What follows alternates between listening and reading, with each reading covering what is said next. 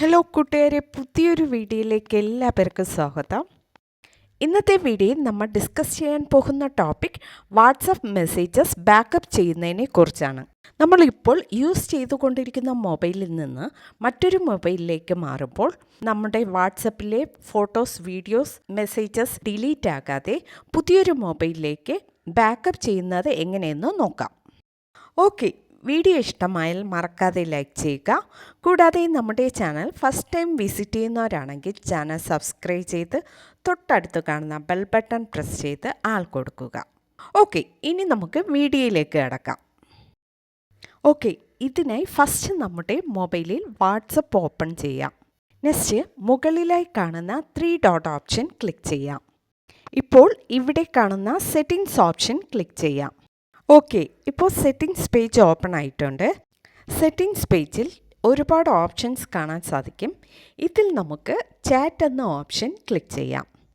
Chat പേജിൽ താഴെയായി chat backup, transfer chat, chat history എന്ന 3 ഓപ്ഷൻസ് കാണാൻ സാധിക്കും. ഇതിൽ നമുക്ക് ചാറ്റ് ബാക്കപ്പ് എന്ന ഓപ്ഷൻ ക്ലിക്ക് ചെയ്യാം. ഇപ്പോൾ ഇവിടെ ചാറ്റ് ബാക്കപ്പ് പേജ് ഓപ്പൺ ആയിട്ടുണ്ട്. ഇതിൽ നമ്മൾ ഫസ്റ്റ് ചെയ്യേണ്ടത് ഗൂഗിൾ അക്കൗണ്ട് എന്നൊരു ഓപ്ഷൻ കാണാൻ സാധിക്കും. അത് ക്ലിക്ക് ചെയ്യുക. ഗൂഗിൾ അക്കൗണ്ട് ക്ലിക്ക് ചെയ്യുമ്പോൾ ഇവിടെ നമ്മുടെ മെയിൽ IDs എല്ലാം കാണാൻ സാധിക്കും.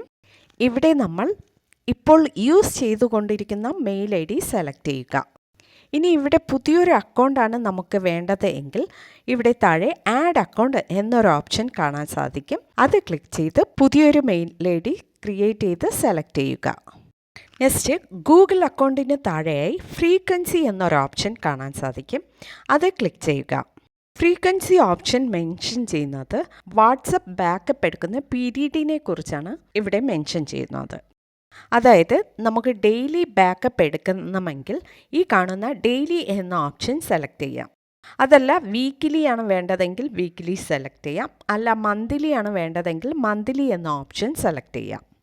ഓക്കെ, ഇപ്പോൾ നമുക്ക് ബാക്കപ്പ് എന്ന ഓപ്ഷൻ ക്ലിക്ക് ചെയ്ത് വാട്സപ്പ് മെസ്സേജ് ബാക്കപ്പ് ചെയ്യാം. ഓക്കെ, ഇപ്പോൾ നമുക്ക് ബാക്കപ്പ് പ്രോസസ്സ് നടക്കുന്നത് കാണാൻ സാധിക്കുന്നുണ്ട്. ഓക്കെ, ഇപ്പോൾ നമ്മുടെ ബാക്കപ്പ് പ്രോസസ്സ് ഫിനിഷ് ആയിട്ടുണ്ട്.